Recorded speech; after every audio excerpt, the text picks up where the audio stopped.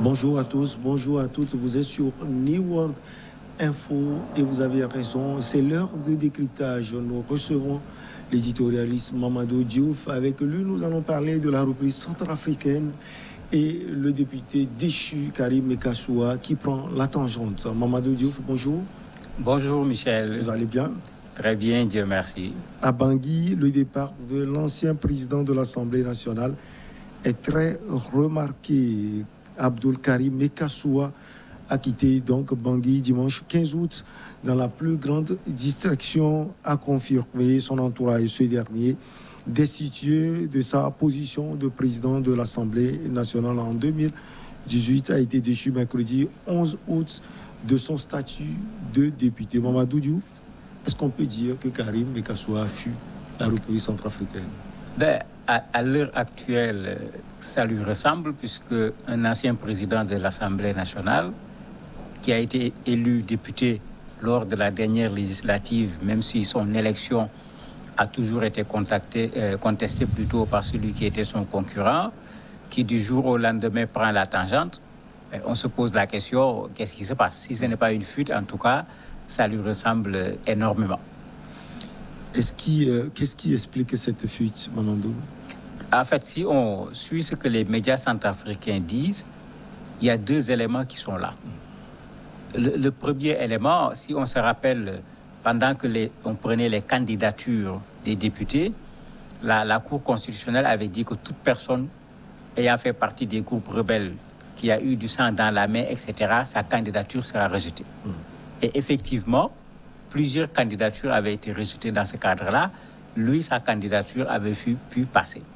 Mais il se trouve que des enquêtes ont continué le concernant, de sorte que son adversaire politique est allé porter plainte en montrant des éléments pour dire, mais lui, vous l'avez laissé passer, alors qu'il est dans les mêmes conditions que ceux que vous avez empêchés d'être député.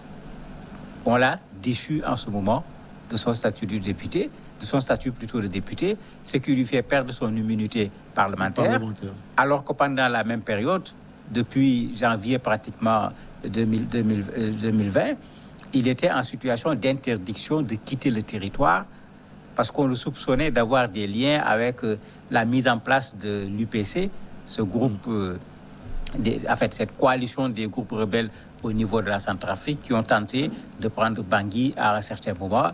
Bon, tous ces éléments ont fait que dès qu'il a perdu son immunité parlementaire, il a compris que très rapidement, on pourrait s'en prendre à lui. Certains de ses proches disaient tantôt il est parti, c'est juste pour se reposer, comme il n'est plus député. D'autres disent c'est parce qu'il craint pour sa sécurité.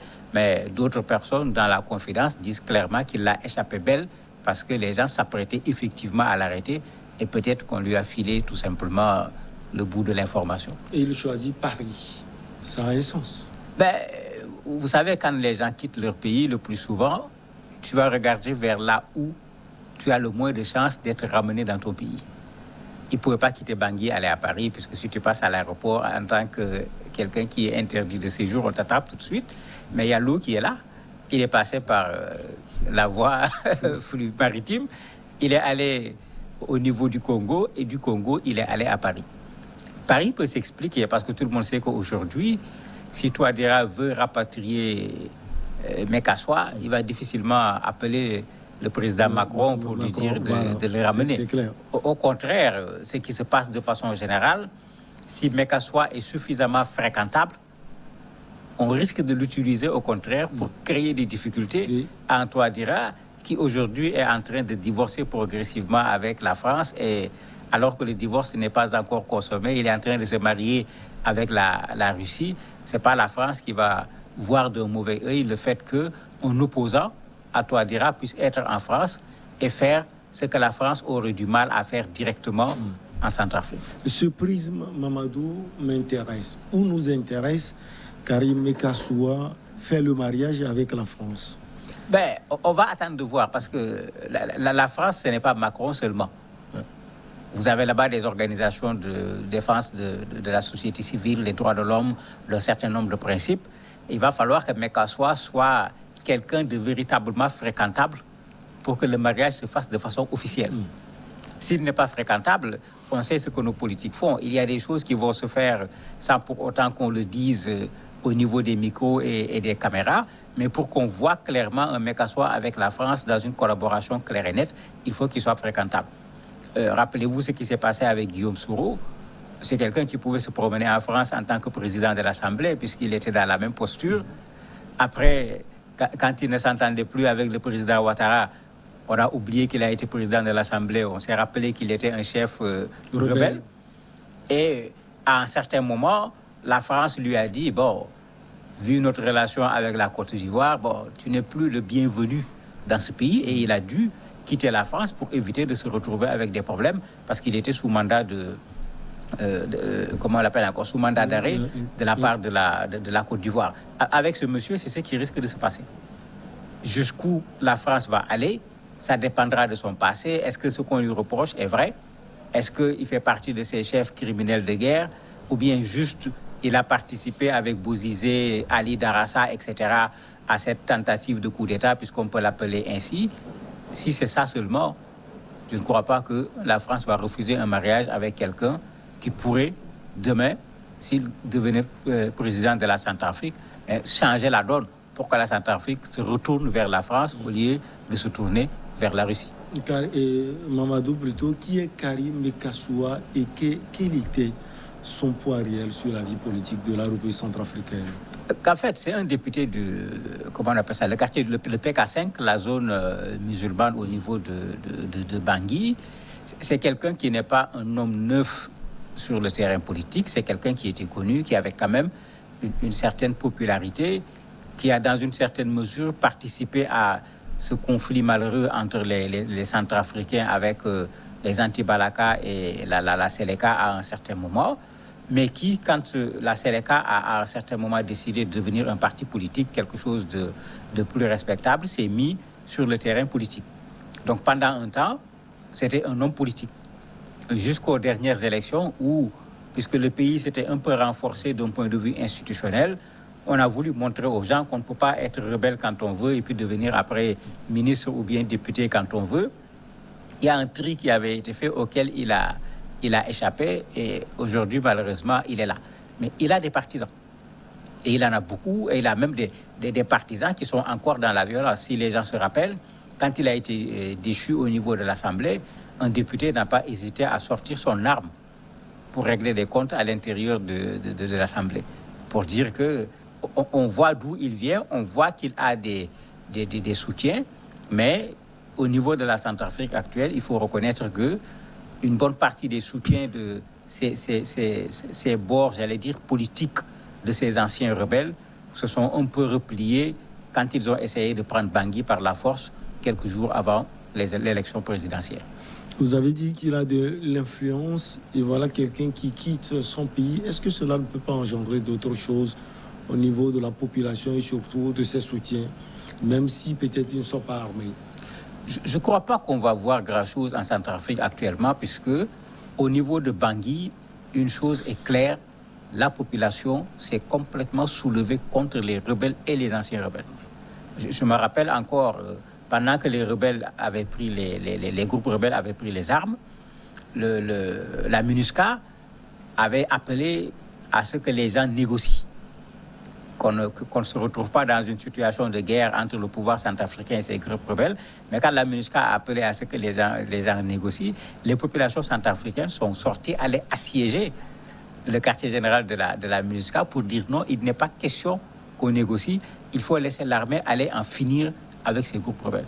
Pour dire que s'il a des soutiens au niveau de Bangui, je ne crois pas qu'il soit en mesure de pouvoir organiser une manifestation importante parce qu'à Bangui, les gens n'en pouvaient plus de cette guerre, les gens voulaient en terminer et beaucoup de Centrafricains aujourd'hui sont en train petit à petit de faire comme le président Touadéra, accepter la présence des Russes et des Rwandais parce qu'ils leur ont enlevé une grosse épine du pied, même si malheureusement, comme partout où l'armée passe, il y a des bavures également qui accompagnent cette présence militaire. Pour le président Faustin Archange Touadéra, est-ce qu'on peut dire qu'il prend le temps d'enlever progressivement ses adversaires politiques? Difficile de l'accuser parce que c'est vrai que d'un point de vue politique, c'est lui qui bénéficie éventuellement du fait qu'il sorte du pays et qu'il ne soit plus dans le champ de l'opposition, mais est-ce que c'est le président qui est à l'origine de ce qu'on lui reproche? Parce que ça aussi, souvent, on met tout ensemble. Ouais. Quand un opposant commet un délit, il faut qu'il accepte qu'il a commis un délit en tant que citoyen. Il ne faut pas qu'on dise que c'est un opposant, et parce que c'est un opposant, s'il commet un délit, on donne au délit un caractère politique. S'il est avéré que lui, il a participé à la mise en place de la coalition CPC et qu'il a même appelé les gens à prendre les armes et à rejoindre la CPC, mais en ce moment, ce n'est pas le président Touadéra qui en est le responsable. Même si cela va lui bénéficier. Parce que ce n'est pas seulement les Centrafricains qui l'ont dit, le rapport de l'ONU également l'avait cité en disant qu'il fait partie de ceux avec Bozizé qui ont organisé cette coalition CPC. Alors qu'à un certain moment, tout le monde a vu, toute la communauté internationale s'est levée contre cette coalition, de sorte que c'est son statut de député qui pendant longtemps lui servait un peu de protection. Et quand il l'a perdu, il l'a compris mieux que tout le monde, il a préféré partir. C'est vrai, c'est le président Touadéra qui en profite, mais il n'est pas sûr qu'il soit le responsable du départ de cet opposant-là.